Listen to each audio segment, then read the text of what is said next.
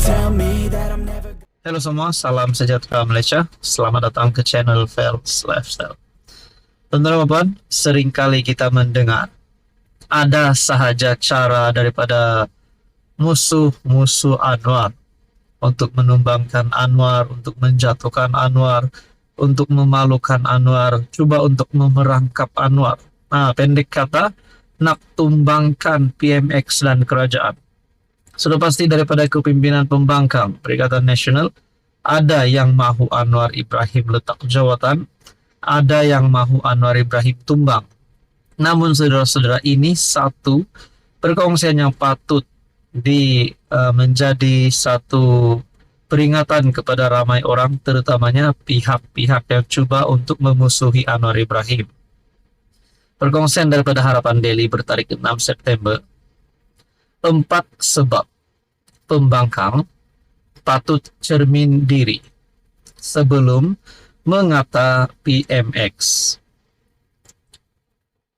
Cermin diri sendiri sebelum mengata orang. Pembangkang bawa isu warung kopi. Sungguh lucu pembangkang yang ada sekarang ini. Ekonomi negara dikagumi dunia, sehingga PM New Zealand mengakui hadir bertemu PMX untuk belajar bagaimana PMX menguruskan ekonomi negara. Pelbagai sindiran dilakukan pembangkang dengan mempersoalkan antara PMX dan Putin. Siapa yang ingin bertemu siapa? Isunya pertemuan itu untuk mengeratkan lagi hubungan Malaysia dan Rusia. Putin sendiri memberitahu media dalam pertemuan bersama PMX antara dibincangkan untuk memperluaskan perdagangan dengan Malaysia. Wow. Siapa jumpa siapa itu tidak penting. Sedangkan kerajaan tidak mempertikaikan pertemuan pembangkang bertemu dengan PM New Zealand. Sama ada pembangkang atau PM New Zealand mau bertemu, tidak penting. Bagi saya ini satu kredit baru untuk Anwar, satu kemenangan baru untuk Anwar, yang pasti membuat semua musuh politik Anwar Ibrahim terkedu. Adalah perkara biasa pimpinan luar negara bertemu ketua pembangkang, seperti mana dilakukan PMX. Jadi apa isunya? Sebab itu pembangkang mesti selalu cerminkan diri sendiri. Sebelum mengata PMX, Mahyadin selepas angkat sumpah sebagai PM, terpaksa memperkenalkan diri kepada Presiden Indonesia Jokowi. Sedangkan PMX berpuluh ucapan tahniah diterimanya. Malah beberapa pemimpin dunia menghubungi sendiri PMX untuk ucapan tahniah, sedangkan Mahyadin terpaksa menghubungi ketua kerajaan bahwa dia adalah PM yang baru.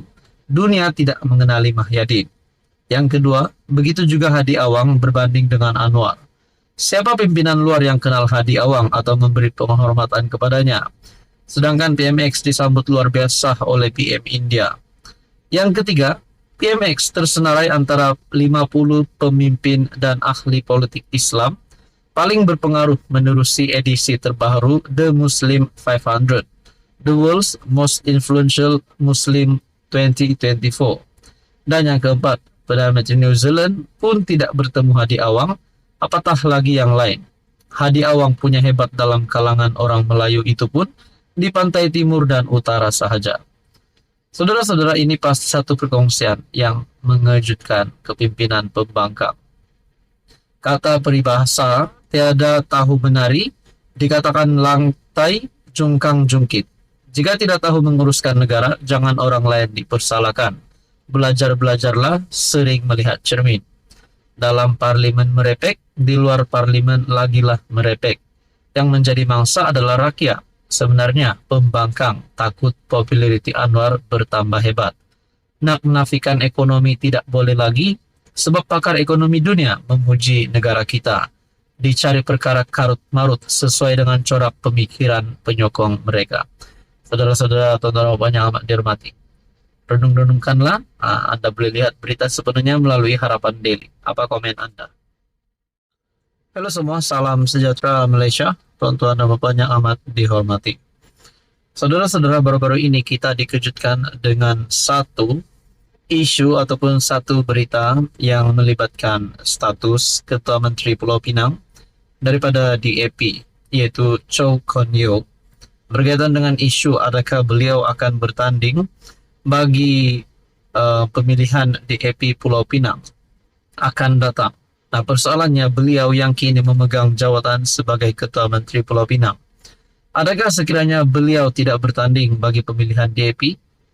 Status beliau sebagai Ketua Menteri Pulau Pinang adalah sekadar status dan tidak mempunyai satu pengaruh yang kuat. Nah, dikongsikan melalui artikel Malaysia Kini bertarik September 6. Kenapa DAP tak biarkan pemimpinnya berundur secara terhormat? Adalah malang dan menyedihkan bagi pemimpin yang sudah lama berkhidmat seperti Chow Kon Yeow untuk diletakkan dalam kedudukan yang sukar, kata bekas ahli jawatan kuasa pusat DAP Teng Chang Kim. Mengulas mengenai keputusan Chow untuk tidak bertanding semula dalam pemilihan DAP Pulau Pinang akan datang. Teng berkata, Chow bakal menjadi ketua menteri yang tidak berfungsi selepas hilang peranan dalam pimpinan partinya. Pada masa depan, dia tidak mempunyai kedudukan sebenar dalam struktur parti negeri. Saya rasa ini sebenarnya keadaan yang agak menyedihkan, kerana dia telah menjadi ahli jawatan kuasa pusat dan penerusi negeri selama beberapa dekad. Untuk mengumumkan bahawa dia tidak akan bertanding dalam keadaan sedemikian adalah sangat memalukan dan menyedihkan. Nah, persoalan yang timbul adalah, adakah ini satu gambaran awal daripada Chow untuk meletakkan jawatan bukan saja tidak bertanding bagi pemilihan DAP akan datang di Pulau Pinang, tetapi mungkin satu gambaran bahawa beliau akan melepaskan jawatan Ketua Menteri Pulau Pinang? Itu menjadi persoalannya. Mengapa parti tidak boleh membenarkan pemimpin dan ketua kerajaan yang sudah lama berkhidmat dan terkenal ini berundur dengan terhormat, katanya. Dia berkata, ramai pemimpin dalam parti sebelum ini yang dipaksa berundur, malah didesak supaya keluar parti, dan keadaan itu kini berlaku kepada Chow. Teng berkata demikian semasa wawancara untuk podcast berbahasa Cina Malaysia Kini yang disiarkan melalui YouTube, Spotify, Apple Podcast semalam. Teng berkata dia tidak terperanjat dengan pengumuman Chow, tetapi terkejut kerana keputusan itu dibuat ketika pemilihan DAP Pulau Pinang akan berlangsung tidak lama lagi. Itu menjadi persoalannya. Adakah sebenarnya DAP Pulau Pinang ataupun DAP di Persekutuan sedang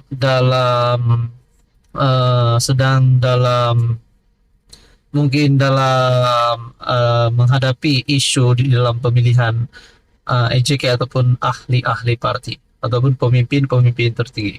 Saudara-saudara, apa komen Anda berkaitan dengan ini? Dan persoalan yang seterusnya, adakah ini boleh sedikit sebanyak memberikan impak terhadap kerajaan pimpinan Anwar Ibrahim?